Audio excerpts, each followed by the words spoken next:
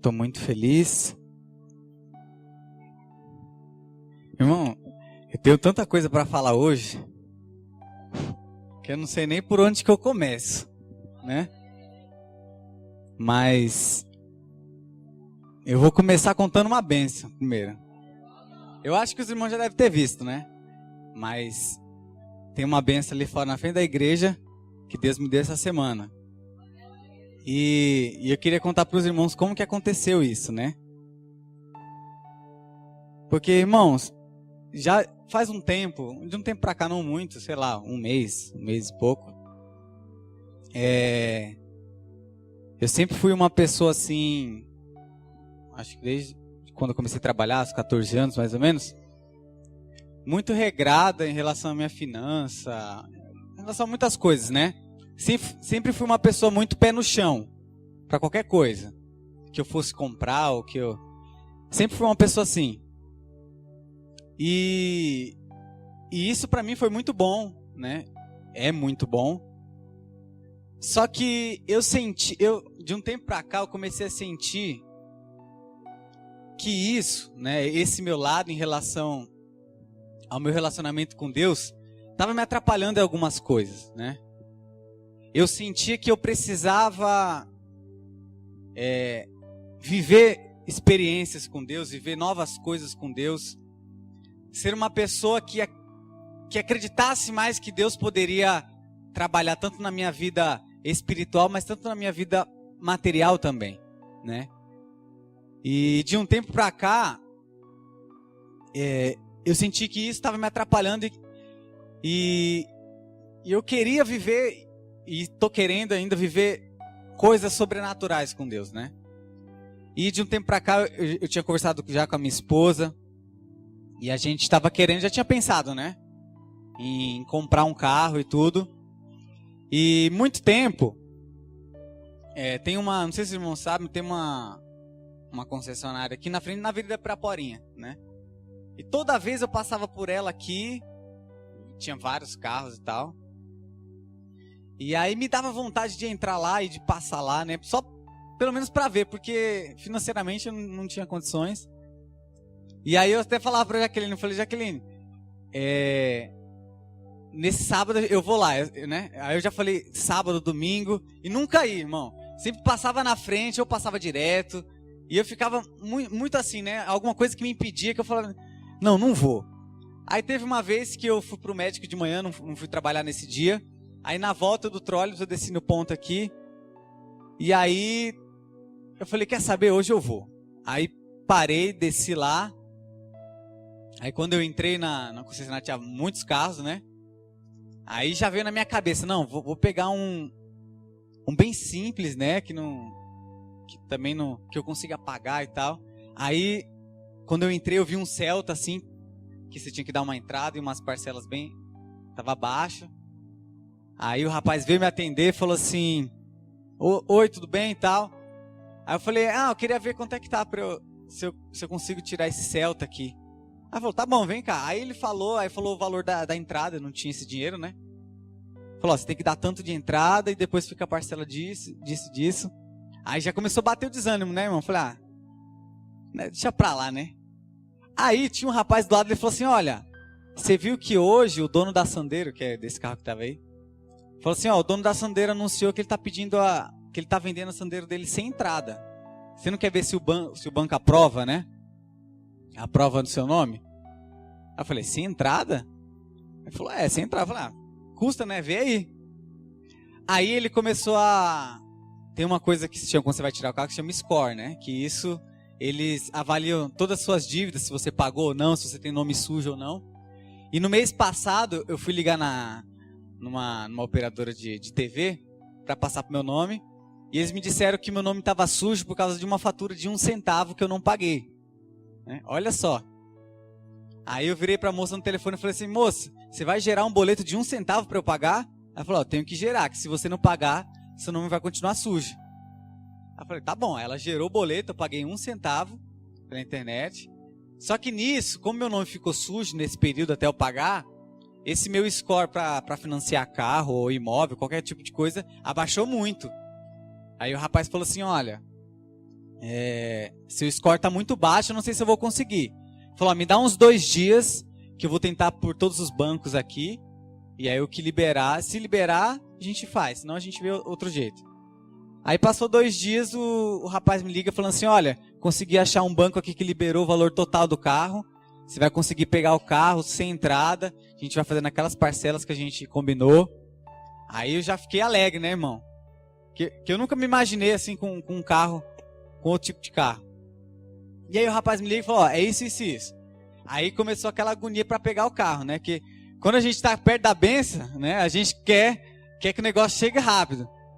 Aí o rapaz falou assim, pode vir na segunda noite que você pega. Aí vou na segunda noite, não, tá fazendo revisão disso aqui. Pode vir na terça que dá certo. Aí fui na terça à tarde, não, tá fazendo a parte elétrica do carro, vai só na quarta. Aí você começa a ficar agoniado. Aí graças a Deus na quarta-feira, mais ou menos 1h da tarde, eu peguei o carro, né? E a bênção tá aí, irmão. E assim, era uma coisa que eu não acreditava que Deus poderia fazer, sabe? Como eu sempre fui uma pessoa muito pé no chão, eu acredito que eu fui impedido de viver muitas coisas com Deus.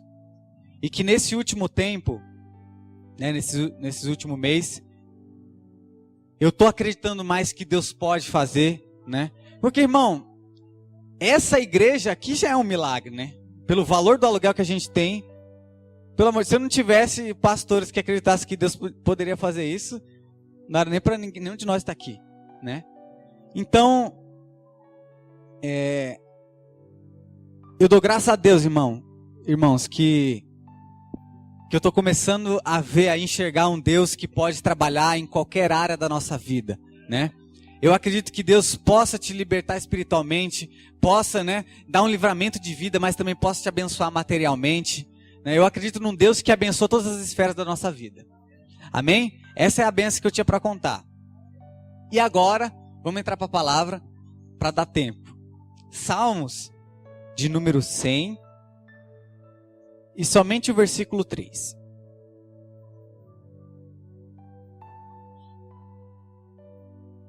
Salmo 100, somente o verso 3. Queria que você prestasse atenção.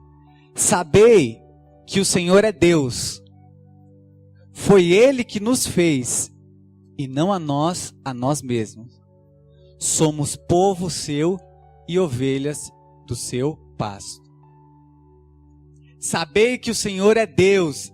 Foi Ele que nos fez e não nós a nós mesmos. Somos povo seu e ovelhas do seu pasto. Aleluia. Antes de eu começar aqui a mensagem, eu quero fazer uma experiência com os irmãos. Os irmãos estão conseguindo ver essa nota aqui? Esse dinheiro aqui? Qual o valor? Se eu tivesse, eu daria um para cada um aqui, mas eu não tenho. E eu também não vou dar essa aqui, é só uma... Não fique tão alegre assim. Mas, se eu fizesse uma pergunta aqui para cada um de vocês, eu queria que vocês me respondessem. Quem aqui de vocês quer uma nota de R$50 hoje, agora aqui? Fala para mim. Quer? Amém. Agora, se eu pegasse essa nota aqui e amassasse ela, amassei ela. Alguém ainda quer essa nota ou não? Sim? Tá, eu vou amassar ela, jogar no chão, vou pisar, ó. Não rasgou ainda não, mas... Alguém ainda quer? Por que eu fiz essa pergunta? Porque independente do que eu fiz aqui com o dinheiro que eu amassei e eu pisei, o dinheiro ele não perdeu o valor dele. Por isso que você quis. Por isso que eu também quero. E com isso eu aprendi uma lição e é o que eu quero falar aqui nessa noite. É que em determinados momentos da nossa vida, né, nós temos que tomar decisões, nós passamos por momentos difíceis, nós passamos por tribulações, mas o que eu queria dizer para nós aqui nessa noite é que independente do momento, independente do que aconteça conosco, nós nunca vamos perder o nosso valor. Eu queria dizer para cada um de nós aqui nessa noite, é que para Deus, cada um de nós aqui tem um valor. E é sobre isso que eu queria falar aqui nessa noite. Que existe uma diferença de valor e preço. Por quê? Tudo que tem preço, você consegue negociar, né? Às vezes você vai comprar alguma coisa, aí eu lembro que meu pai tinha muito essa mania, né? Meu falecido pai tinha muito essa mania. Você ia comprar qualquer coisa e falava assim, não, dá uma chorada que o cara abaixa, né? E o meu pai fazia isso mesmo. Ele ia comprar qualquer coisa e falava, nossa, mas tá muito caro, não dá para fazer um... Ele dava aquela chorada e negociava o preço. Às vezes ele conseguia, às vezes não. Mas por quê? Porque qualquer coisa que tem preço, você negocia, né? Você consegue mudar o preço e tal.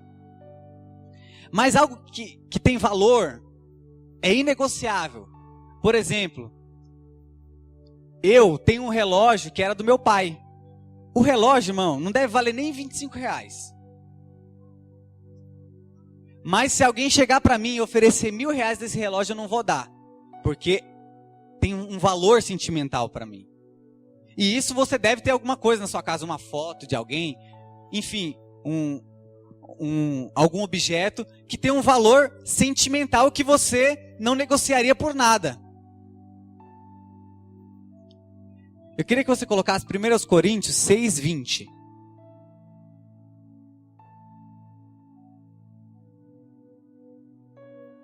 Coríntios 6:20. Porque, olha o que a Bíblia diz. Porque fostes comprados por bom preço. Glorificai, pois, a Deus no vosso corpo e no vosso espírito, os quais pertencem a Deus. Sabe o que acontecia? Antes de Jesus morrer por nós, nós tínhamos um preço.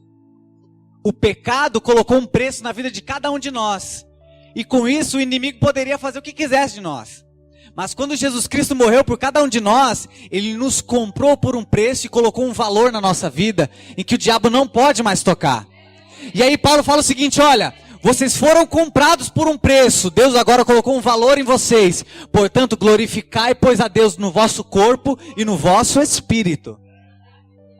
Primeira coisa, quando nós entendemos que nós temos um valor e não um preço, a nossa vida não é negociável com nada.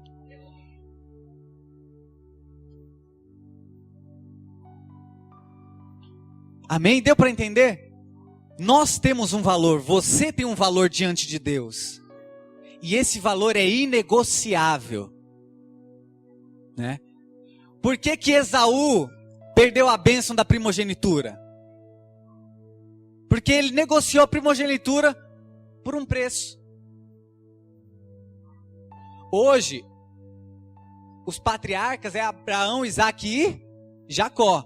Se Esaú não tivesse vendido, ia ser Abraão, Isaac e Esaú. Mas ele vendeu. Entenda, quando nós negociamos a nossa vida, quando nós negociamos qualquer área da nossa vida, nós corremos um grande risco de perder grandes bênçãos do Senhor. Porque Esaú tinha tudo para ter primogenitura, mas negociou. 1 Coríntios 6:19.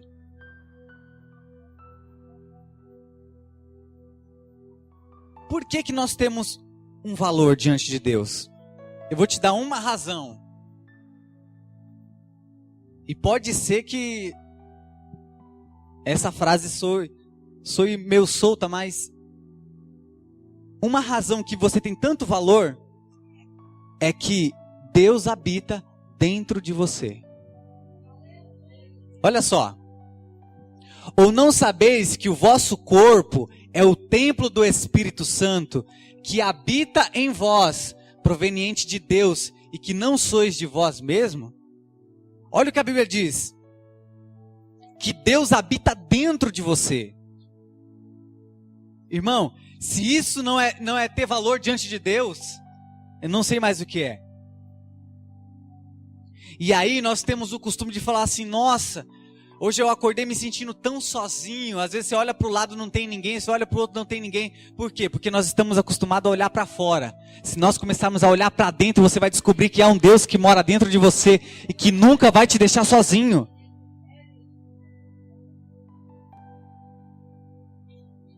Você tem um valor, porque Deus habita em você. Jesus disse o seguinte, olha: aquele que me ama e guarda os meus mandamentos, esse é o que me ama, e eu virei a ele e farei nele morada. Jesus disse o seguinte, olha, ele fala que amar a Deus, irmão, é muito mais do que estar aqui dentro. Estar aqui dentro é uma das coisas que nós podemos fazer por amar a Deus. Mas amar a Deus é mais do que você cantar um hino a Ele e levantar as mãos. Jesus falou assim, olha, aquele que ouve a minha palavra e aguarda, esse é o que me ama. Ele diz o seguinte, olha, uma pessoa realmente vai me amar quando ela cumpre a minha palavra. 2 Coríntios, capítulo 4, verso 7.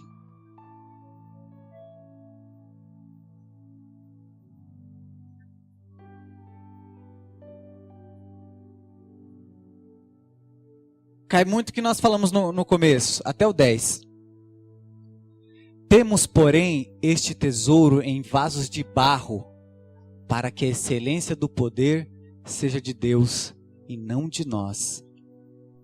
Em tudo somos atribulados, mas não angustiados, perplexos, mas não desanimados, perseguidos, mas não desamparados, abatidos, mas não destruídos, trazendo sempre por toda parte a mortificação do Senhor Jesus no nosso corpo, para que a vida de Jesus se manifeste também nos nossos corpos. Olha o que Paulo fala. Paulo deixa claro que as circunstâncias de fora jamais podem mudar quem nós somos aqui dentro. Coloca o verso 8 de novo. Em tudo somos atribulados, mas não angustiados, perplexos, mas não desanimados. Olha, em tudo nós somos atribulados, a tribulação que vem de fora, mas não somos angustiados, a angústia vem de dentro. Perplexos, mas não desanimados, o desânimo também vem de dentro. Então Paulo está falando o seguinte, olha, nada do que vem de fora pode mudar quem você é por dentro. E ele diz isso com muita propriedade. No livro de Atos, tem uma história de Paulo mesmo, em que por ele pregar o evangelho ele foi preso. E a Bíblia diz que na prisão começaram a chicotear eles, e a Bíblia diz que eles cantavam hinos a Deus. Por mais, irmãos, que Paulo e Silas estavam sendo abatidos, por mais que eles estavam sendo chicoteados, irmão, eles sabiam, eles tinham uma convicção de quem eles eram por dentro, nada poderia mudar. Então eles cantavam ao Senhor. Existe uma história que eu ouvi numa pregação de um pastor que ele ganhou uma viagem, né, para Roma e para Israel. E uma mulher perguntou para ele assim, falou assim, olha, qual lugar você quer conhecer primeiro? Aí ele disse assim, olha, eu quero conhecer 2 lugares. O Coliseu de Roma e a Praça da Espanha. Chama Praça da Espanha. E aí ele contou por que ele queria conhecer essa praça. A história diz que existia um imperador chamado César. E esse imperador, sabe o que ele fazia? Quando estava anoitecendo, igual está hoje, ele pegava cristãos vivos E se você for até hoje nessa praça, em volta de toda a praça tem várias hastes, pedaços de pau, em que ele pendurava todos os cristãos e colocava fogo em um por um, para que a cidade pudesse ser iluminada pelo corpo dos cristãos que estavam sendo queimados. Isso é história, aconteceu realmente. E a história vai dizer que ele começava a acender um por um. E a Bíblia diz que a história diz que quando um cristão começava a ser queimado, eles começavam a cantar. Só que conforme o fogo ia subindo nele, ele parava de cantar e começava a urrar por causa da dor que ele estava sentindo. E a história diz que quando o de cá parava de cantar, o outro que ainda não tinha sido queimado começava a cantar a mesma música de onde ele parou. E isso causou muito espanto na época. Como que pode uma pessoa estar sendo queimada, vive mesmo assim cantar o Deus que ele serve? Como que pode, irmão? Imagine você, sua família com seus filhos, um do lado do outro, você vendo seu filho queimado, seu esposo sendo queimado, e mesmo assim você continuar adorando ao Senhor. E eu me faço uma pergunta: que fé é essa que uma pessoa consegue adorar o Senhor sendo queimada? Eu comecei a me fazer algumas perguntas. O que essas pessoas entenderam que nós não entendemos hoje? Porque hoje, irmão, nós não adoramos a Deus por muitas coisas. Quando acontece um problema, qualquer tipo de coisa, a gente já não adora mais a Deus. E eu me perguntei, o que aquelas pessoas daquele tempo, de antigamente, entendiam que nós não entendemos? Será que foi um evangelho diferente? Não foi, irmão. Eles descobriram que a vida deles, que aquilo que eles tinham por dentro, que o valor que eles tinham por dentro era maior do que qualquer coisa. Eles entenderam que o morrer é lucro. Paulo falava isso. Olha, Paulo ele tinha, olha o dilema de Paulo, irmão. Hoje o nosso dilema é o seguinte: eu não sei se eu vou para a igreja hoje. Tá tendo o jogo do Corinthians. Eu vou esperar terminar ou chega atrasado. Não sei se eu vou para a igreja hoje, estou meio cansado. Sabe qual que era o dilema de Paulo? Paulo escreveu uma carta dizendo assim: olha, eu não sei se eu prefiro morrer para estar logo com Cristo, ou se eu quero ficar aqui na terra para ajudar vocês. Irmão, para Paulo, estar vivo quanto estar morto, para ele, tanto faz. Ele tinha um dilema. Por quê? Como é que Paulo chega numa convicção dessa? Hoje, se você fala em morrer para qualquer crente, eu falo isso por mim também, irmão. Quantos aqui, seja sincero, quantos aqui tem medo de morrer? Pense na sua família, por exemplo, eu vou dar um exemplo aqui, a Nayara e o Fagner, acabaram de ter o bebê aqui. Se eles falar para mim que não tem medo de morrer e deixar o bebê sozinho aqui, pelo amor de Deus. Não é? Nós temos medo da morte, irmão. Isso é normal. Mas quando eu começo a ler a Bíblia e eu vejo o exemplo dos apóstolos que não tinham medo de morrer. Por quê? Porque a vida deles, irmão, eles já tinham entregado a Deus. Então por isso que Paulo falou: olha, para mim o morrer é lucro e o viver é Cristo.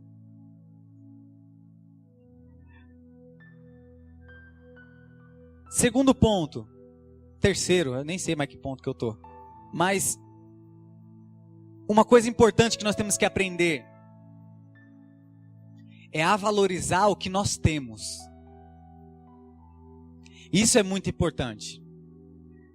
Você sabia que nós podemos perder muitos milagres, muitas experiências com Deus, pelo fato de nós não valorizarmos aquilo que nós temos? Eu vou contar uma história aqui da Bíblia, rápido, que você vai entender. 2 Reis capítulo 4, Eliseu tinha acabado de assumir o ministério, e aí uma viúva, o marido tinha morrido, e esse marido, ele servia ao profeta Eliseu. Ele era um dos profetas que estavam lá de Eliseu. E aí essa mulher chegou para Eliseu e falou o seguinte: Eliseu, ó, o meu marido acabou de morrer. E nós temos uma dívida. E se eu não pagar essa dívida, os credores vão vir até aqui em casa e pegar os meus filhos como escravo. O que eu faço? Ela pergunta. A Bíblia diz que Eliseu fala assim: o que você tem em casa? Aí ela responde: eu não tenho nada. Eu só tenho um pouco de azeite. Mas primeiro ela falou assim: olha, eu não tenho nada. Porque naquela circunstância dela, aquele pouco de azeite não servia para nada. Só que ela estava se esquecendo de que o nada para Deus é muito. De que Deus não precisa de quantidade para operar milagre. E às vezes Deus prefere trabalhar com pouco do que com muito. A história de Gideão está aí. Gideão tinha mais de 15 mil soldados. Terminou com quantos? 300. Deus preferiu trabalhar com 300 homens do que com 15 mil. E aí essa mulher fala: olha, eu não tenho nada, tenho um pouquinho só de azeite. E aí Eliseu fala assim: olha, então faz o seguinte. Sai batendo de porta em porta aí na sua vizinhança e pega o máximo de pote que você conseguir. De botija. Vasilha. E aí Eliseu fala o seguinte: olha, você tem que sair e pedir. Eu queria que a Jaqueline colocasse 2 Reis 4, que tem uns detalhes muito interessantes nessa história.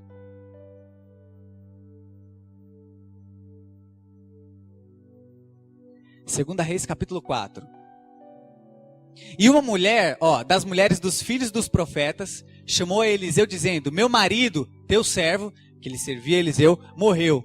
E tu sabes que o teu servo temia ao Senhor. E veio o credor para levar os meus 2 filhos para serem servos. E Eliseu lhe disse: que te hei de fazer? Dize-me que é o que tens em casa. E ela disse: tua serva não tem nada em casa, olha só, senão uma botija de azeite. Então disse ele: vai e pede emprestadas de todos os teus vizinhos vasilhas vazias, não poucas. Então entra e fecha a porta sobre ti, olha só, e sobre teus filhos, e deita o azeite em todas aquelas vasilhas, e põe a parte a que estiver cheia. Eu queria que... Pode passar para o verso 4 mesmo, volta. Olha o que Eliseu fala, que interessante. Então entra e fecha a porta sobre ti e sobre os teus filhos, e deita o azeite em todas aquelas vasilhas. Por que Eliseu mandou ela entrar no quarto e fechar a porta? Poderia ter colocado todas as vasilhas ali mesmo na cozinha, na sala, não sei onde que eles estavam, e ter feito um milagre. Mas Eliseu falou assim: olha, não, quero que você entre no seu quarto, pegue os seus filhos, feche a porta e comece a derramar o azeite sobre as vasilhas. Eu aprendo uma lição aqui. De que, irmão, milagre de Deus não é para nossa glória. Milagre de Deus é para a glória de Deus. Às vezes, nós queremos que Deus faz um milagre na nossa vida para que as outras pessoas vejam. E eu vou te contar uma coisa. Nós só vamos muitas vezes viver milagre de Deus na intimidade. Por isso que mandou ela entrar no quarto. Porque queria intimidade com ela. Aprenda o seguinte, que nós só vamos começar a viver momentos intensos, milagres, experiências, quando nós tivermos um relacionamento íntimo com Deus. Irmão, não tem outra forma. Deus quer intimidade conosco. Deus, irmão, não trata ninguém diferente de ninguém. Mas quando Ele vê filhos que o trata diferente, aí ele abençoa de uma forma diferente. Deus não tem filho predileto, Deus tem filho íntimo. Aquele que quer mais de Deus, Deus dá mais. Amém? Olha só, próximo verso. Partiu, pois, dele e fechou a porta sobre si e sobre seus filhos, e eles lhe traziam as vasilhas, e ela as enchia. Verso 6. E sucedeu que, cheias que foram as vasilhas, disse a seu filho: traz-me ainda uma vasilha. Porém ele lhe disse: não há mais vasilha alguma. Então o azeite parou. Irmão, se aquela mulher tivesse mais 3.000 vasilhas, o azeite não ia parar. O azeite só parou, o milagre só parou porque acabou as vasilhas. E sabe o que eu aprendo aqui? É que, irmão, não existe medida, não existe limite para quem quer viver coisas sobrenaturais com Deus. Não existe limite. Deus, ele é um Deus que está sempre pronto para nos abençoar. Por isso, irmão, não existe essa de crente que ora demais, de crente que lê a Bíblia demais. Não, irmão, se você consegue ler mais, leia mais, ore mais, chegue mais perto de Deus, porque quanto mais você chegar, mais Ele vai te abençoar. Porque Deus, Ele é um Deus abundante. Essa mulher só recebeu o milagre porque a princípio ela não valorizou o que ela tinha nas mãos. Quando Moisés chegou na frente do Mar Vermelho, atrás estavam os guerreiros de Faraó e na frente o mar. E aí, na cabeça dele, o que eu faço? Vou orar a Deus. Quando ele ora a Deus, Deus vira para ele e fala o seguinte: Moisés, o que você tem na mão? Um cajado. Então usa o cajado que eu te dei. Sabe o que eu aprendo uma coisa? Quem espera, presta atenção nisso aqui. Quem espera ter muito para poder fazer alguma coisa, nunca vai fazer nada. Eu vou repetir. Quem espera ter muito para poder fazer alguma coisa, nunca vai fazer nada. Vou dar uns exemplos práticos aqui. Mas só tem 3 jovens na igreja, por que eu vou fazer um grupo de jovem? Mas no ensaio das irmãs só está vindo 5 irmãs, 3 irmãs, por que eu vou ensaiar com as irmãs? A Bíblia diz o seguinte, olha: foste fiel no pouco. Irmão, quem espera ter muito para poder fazer alguma coisa, nunca vai fazer nada. Eu queria que você entendesse aqui nessa noite, de que você serve a um Deus que trabalha no pouco, nada vira muito. E de que a nossa vida, irmão, para virar de baixo para cima, para Deus, é isso aqui, ó. Por isso, o que eu queria dizer aqui, é que às vezes nós nos chateamos, nós ficamos desanimados, porque nós estamos olhando para as nossas condições.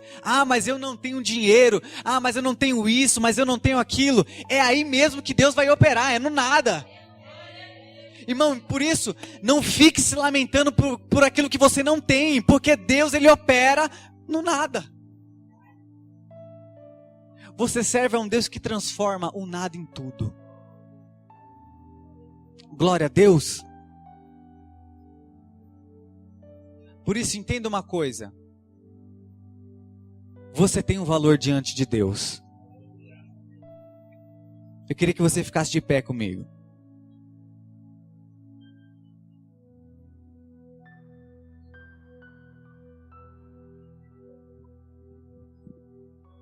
E eu queria, irmão, orar por algo específico aqui nessa noite. Eu não sei porquê, mas Deus está me tocando para orar por isso. Eu acredito que cada um de nós aqui temos planos, projetos, temos sonhos. E que se você olhar para a sua condição agora, provavelmente você não tem condições de realizar o seu sonho. Eu quero orar por você, que nesse exato momento não tem condições de realizar o seu sonho e o seu projeto. Eu queria que você viesse até aqui na frente. Quem precisa de oração por algum sonho, por algum projeto? Eu não sei, irmão, se é para comprar um carro, uma casa, se é para adquirir algum bem, se é para um emprego, eu não sei. Mas eu quero orar por você que não tem condição.